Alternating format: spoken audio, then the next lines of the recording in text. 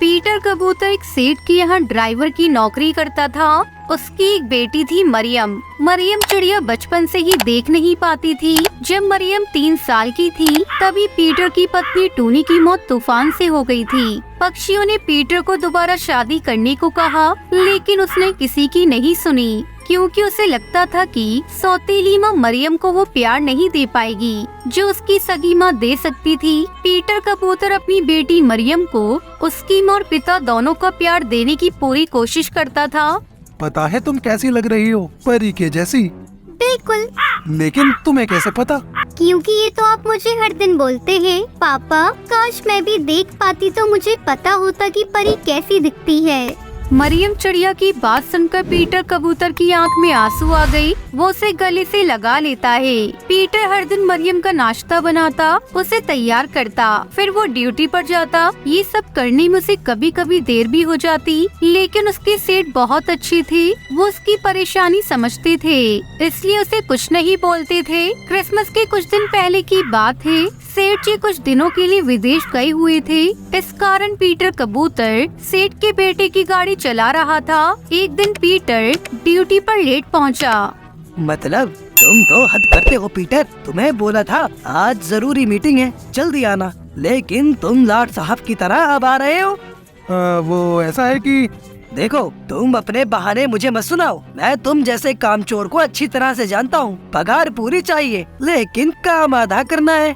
ऐसा नहीं है सर। देखो, मुझसे बहस मत करो। मैं अपने पापा की तरह बिल्कुल नहीं हूँ। मुझे तुम्हारे जैसे ढीले पक्षी मेरे कंपनी में बिल्कुल नहीं चाहिए। तुम अपना हिसाब करो और कहीं और काम देख लो। प्लीज सर, आप ऐसा मत कीजिए, मुझे नौकरी से मत निकालिए। तो क्या तुम्हें मुफ्त की पगार देता रहूं? चलो निकलो यहाँ से, चलो निकलो। क्रिसमस से पहले पीटर कबूतर की नौकरी चली गई, लेकिन उसे कोई भी नौकरी नहीं मिली। ये बात उसने मरियम चिड़िया को नहीं बताई थी, लेकिन मरियम को अंदाजा हो गया था। बहरहाल तो क्रिसमस आने वाला था और दूसरा जो घर का राशन कम हो रहा था। पीटर कबूतर की चिंता बढ़ती जा रही थी। यही सब सोचकर एक दिन पीटर कबूतर उदास सा घर में बैठा हुआ था। पापा, आज तारीख कितनी है? 23 दिसंबर है बेटा। अरे वाह, इसका मतलब 2 दिन बाद क्रिसमस है ना? हाँ बेटा, तुम्हें कुछ चाहिए क्या क्रिसमस पर? नहीं पापा, मुझे कुछ नहीं चाहिए। अरे ऐसे कैसे नहीं चाहिए? क्रिसमस साल में एक बार आता है बेटा। मैं तुम्हारे लिए एक नई स्वेटर ले आऊंगा। इस बार क्रिसमस पर वो अपनी प्यारी बेटी को कुछ नहीं दे पाएगा। ये सोचकर उसकी आंखों में आंसू आ जाते हैं। वो चुपके से फूट फूट कर रोने लगता है। तभी उसके पास मरियम चिड़िया आती है। पापा, आप रो रही है ना? नहीं तो। आप झूठ बोल रहे हैं पापा। माना कि मुझे दिखता नहीं है, लेकिन आपके आंसू में देख सकती हूँ। क्या बात है पापा, आप क्यों रो रहे हैं? मुझे बताइए ना। अरे बेटा, बोला ना मैं रो नहीं रहा। वो लगता है मेरी आँखों में कुछ चला गया, इसलिए मेरी आँखों में आंसू आ गए। पीटर कबूतर ने मरियम चिड़िया की बात तो टाल दी, लेकिन वो भविष्य की सोचकर बहुत परेशान था। अगले दिन उसने फिर से नौकरी की तलाश शुरू की, लेकिन उस दिन भी उसके हाथ निराशा लगी। शाम को जब वो घर लौट रहा था तो पूरा मार्केट क्रिसमस के खिलौने, ट्री, केक और नए नए कपड़ों से भरा हुआ था। क्या जीजस, कैसी किस्मत बनाई है आपने मेरी। कल क्रिसमस है, लेकिन ना तो कोई खिलौना, ना कपड़े, ना क्रिसमस ट्री और ना ही केक अपनी बिटिया के लिए ले जा पा रहा हूँ। पीटर कबूतर यही सब सोचते हुए एक दुकान के आगे से गुजर रहा था। तभी उसे चोर चोर की आवाज मार्केट से आई। तभी एक पक्षी जिसके हाथ में बड़ा सा बैग था, वो उड़ता हुआ पीटर के पास आया और उसके पास ही वो बैग छोड़कर भाग गया। पीटर कबूतर जब तक कुछ समझता, पक्षियों की भीड़ उसके पास आई और उसे ही चोर समझकर पकड़ लिया। मारो, मारो जल्दी, मारो जल्दी से, पुलिस को फोन करो। पीटर कबूतर ने पक्षियों को लाख समझाया कि वो चोर नहीं है, लेकिन पक्षियों ने उसकी एक न सुनी और उसे खूब मारा पीटा, फिर उसे पुलिस के हवाले कर दिया। अबे कब से हो इस धंधे में, और कौन कौन है तुम्हारे साथी? साहब, मैंने कहा ना मैं चोर नहीं हूँ, मुझे छोड़ दीजिए। मेरी बेटी घर में अकेली है, वो बेचारी देख भी नहीं सकती। प्लीज मुझे घर जाने दीजिए ना। झूठ बोलना बंद करो। चोरी करने से पहले अपनी बेटी का ख्याल नहीं आया क्या तुम्हें? रुपयों से भरा बैग लिए तुम्हें लोगों ने रंगे हाथ पकड़ा है और तुम कह रहे हो तुम चोर नहीं हो? साहब, कभी कभी आंखों देखा भी तो सच नहीं होता। तू मुझे ज्यादा ज्ञान मत दे। तुम जैसे शातिर चोरों का मुंह कैसे खुलवाना है ये मुझे अच्छे से पता है। इंस्पेक्टर साहब ने फिर से उसकी पिटाई शुरू कर दी। दूसरी ओर काफी रात होने पर जब पीटर घर नहीं आया तो मरियम चिड़िया काफी परेशान थी। आज काफी देर हो गई है, पापा अभी तक घर नहीं आए हैं। पता नहीं क्या बात हो गई। ओ जीसस, सब ठीक रखिएगा, मुझे पापा की चिंता हो रही है। मरियम चिड़िया रात भर आंखें बंद कर जीसस से प्रेयर करती रही, लेकिन रात से सुबह हो गई, पीटर घर नहीं आया। अब तो मरियम चिड़िया का रोते रोते बुरा हाल हो गया। उसे कुछ समझ नहीं आ रहा था कि वो क्या करे। जीसस, आप भी गरीबों की नहीं सुनते। चर्च के फादर कहते हैं कि सच्चे मन से की गई प्रार्थना का आप उत्तर देते हैं। मैंने तो पूरे मन से आपसे प्रेयर की, लेकिन आपने कोई जवाब नहीं दिया। अगर आपको लगता है कि आपके बिना मैं अपने पापा को नहीं ढूंढ सकती, तो ये आप गलत सोचते हैं। आखिरकार मरियम चिड़िया ने खुद ही अपने पापा को ढूंढने का फैसला किया और घर से निकल गई। अपने पापा के बिना कभी इस तरह घर से बाहर नहीं गई थी। उसे जंगल की भीड़ भाड़ का अंदाजा नहीं था। वो किसी तरह गिरते संभलते अपने पापा का नाम पुकारते आगे बढ़ रही थी। दूसरी ओर पीटर भी मार खाते खाते बेहोश हो गया था।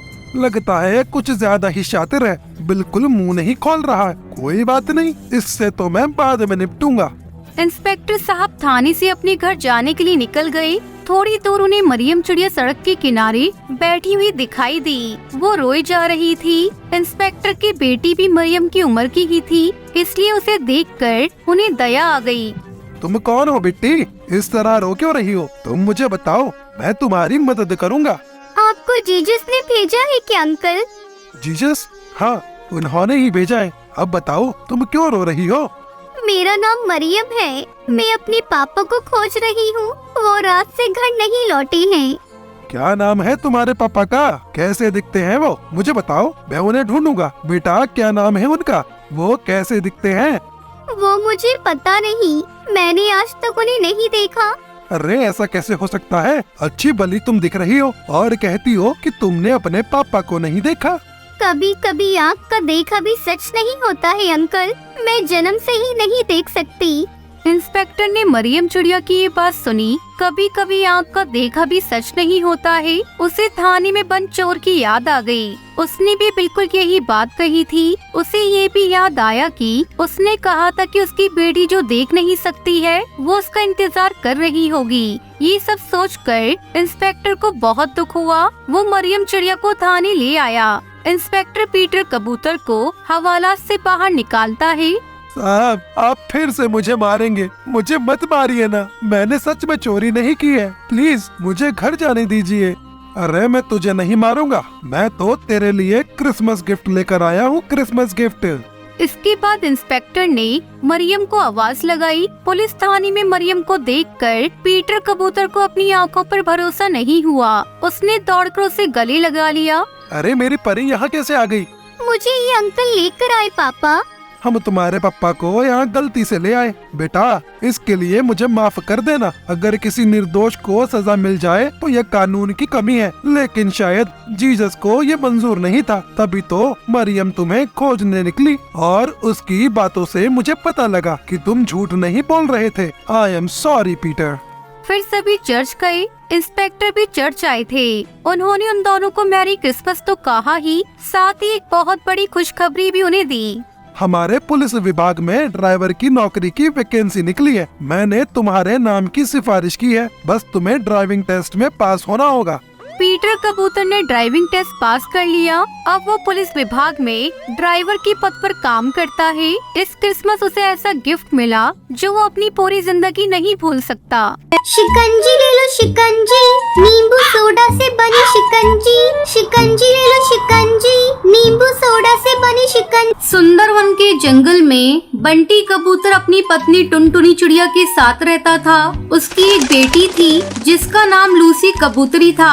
बंटी कबूतर एक किसान था। एक बार गांव के जंगल में बहुत बड़ा सूखा पड़ गया था, जिससे बंटी कबूतर के खेत में कोई भी अनाज की फसल नहीं आई थी। दोनों पति पत्नी मजदूरी करके अपना पेट पाल रहे थे। सूखा पड़ जाने के कारण जंगल में अब उन्हें कोई भी काम नहीं मिल रहा था। एक दिन थका हारा बंटी कबूतर घर लौटता है। तब टुनटुनी चिड़िया उससे पूछती है, क्यों जी, आज भी आपको कोई काम नहीं मिला?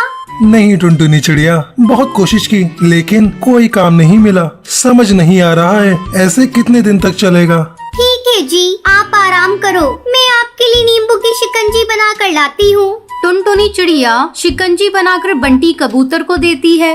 ये लो जी, नींबू की शिकंजी। अब घर में थोड़े से ही नींबू बचे हैं, अगर कोई काम नहीं मिला तो भूखे मरने की नौबत आ जाएगी। बंटी कबूतर नींबू की शिकंजी पीने लगता है। सुनते हो जी, मैं क्या कहती हूँ, क्यों ना हम लोग शहर के जंगल चले, वहीं कोई काम धंधा करेंगे। अब गांव के जंगल में कुछ भी नहीं रखा। तुम्हें याद है ना, मेरी सुंदरी मौसी नदी के पार शहर वाले जंगल में रहती है। चलो हम लोग उन्हीं के पास चलते हैं। शहर के जंगल चलकर कोई काम धंधा ढूंढ लेंगे। अब तो अपनी बेटी लूसी कबूतरी भी बड़ी हो रही है, उसके लिए भी तो कुछ सोचना है। ऐसा सोचकर दोनों पति पत्नी अगले दिन शहर के जंगल जाते हैं। अचानक उनकी मौसी टुनटुनी चिड़िया को देखकर कहती है, अरे टुनटुनी बिटिया, यहाँ अचानक आना कैसे हुआ? गांव के जंगल में सब ठीक है ना? क्या बताऊं मौसी, गांव के जंगल में इस बार ऐसा सूखा पड़ा है कि सारा खेत ही सूख गया है। कोई भी अनाज नहीं उग रहा है। वहाँ हम लोग भूखे मर रहे थे, इसलिए यहाँ आए हैं। आपका भरोसा था, अब आप ही हमें कोई काम धंधा दिला दीजिए, आपकी बड़ी मेहरबानी होगी। अच्छा किया बिटिया, जो अपने परिवार के साथ यहाँ आ गई। अब तुझे चिंता करने की कोई जरूरत नहीं। अच्छा बिटिया, ये बता तू गांव के जंगल से मेरे लिए क्या लेकर आई है? मौसी, मैं कुछ नींबू लेकर आई हूँ। यही घर में थोड़े बहुत बचे थे। ऐसा करती हूँ मौसी, मैं सबके लिए नींबू की शिकंजी बना देती हूँ। गर्मी बहुत है, सभी एक एक गिलास पी लेंगे। हाँ हाँ बेटी, जल्दी बना, नींबू की शिकंजी पिए बहुत दिन हो गए। टुनटुनी चिड़िया शिकंजी बनाने लगती है। तभी सुंदरी कौवी की पड़ोसन बबली कबूतरी उसके घर आती है। अरे सुंदरी बहन, ये तुम्हारे यहाँ कौन आया है? बबली बहन, ये मेरी भांजी है। गांव के जंगल से शहर के जंगल आई है और अब यहीं काम धंधा करेगी। तभी टुनटुनी चिड़िया सभी को शिकंजी देती है। नींबू की शिकंजी पीकर बबली कबूतरी कहती है, अरे वाह, ये शिकंजी तो बहुत ही स्वादिष्ट है। किस चीज से बनी है? बबली बहन, ये नींबू और सोडे की शिकंजी है। शहर के जंगल में तो कहीं भी ऐसी शिकंजी नहीं मिलती। बबली कबूतरी की बात सुनकर टुनटुनी चिड़िया की मौसी कहती है, तू ऐसा कर टुनटुनी बेटी, एक शिकंजी का ठेला लगा ले। यहाँ किसी को ऐसी शिकंजी बनानी नहीं आती। देखना, तेरे ठेले पर सुबह से ही भीड़ लगनी शुरू हो जाएगी। टुनटुनी चिड़िया और बंटी कबूतर को ये बात पसंद आ जाती है। अगले दिन वो सुंदरी कौवी से थोड़ा उधार लेकर अपना ठेला लगाते हैं और नींबू की शिकंजी बेचने लगते हैं। शिकंजी ले लो शिकंजी, नींबू सोडा से बनी शिकंजी। शिकंजी ले लो शिकंजी, नींबू सोडा से बनी शिकंजी। टुनटुनी चिड़िया की आवाज सुनकर उसके ठेले पर हरी काकी आती है। अरे बहन जी, मुझे एक गिलास शिकंजी तो देना, देखूं इसका स्वाद कैसा है। टुनटुनी चिड़िया उसे शिकंजी देती है। नींबू की शिकंजी पीने के बाद हरी काकी उस शिकंजी की बहुत तारीफ करती है। धीरे धीरे टुनटुनी चिड़िया के ठेले पर पक्षियों की भीड़ बढ़ने लगती है और जल्दी उसकी सारी शिकंजी बिक जाती है। कुछ ही दिनों में टुनटुनी चिड़िया की अच्छी कमाई होने लगती है। फिर वो अपनी बेटी लूसी कबूतरी का दाखिला एक अच्छे स्कूल में करवा देती है। इस तरह समय गुजरने लगता है। टुनटुनी चिड़िया और बंटी कबूतर अपने लिए एक अच्छा सा घर बनवा लेते हैं। अब उन्हें किसी भी चीज की कमी नहीं थी। फिर सभी खुशी खुशी रहने लगते हैं।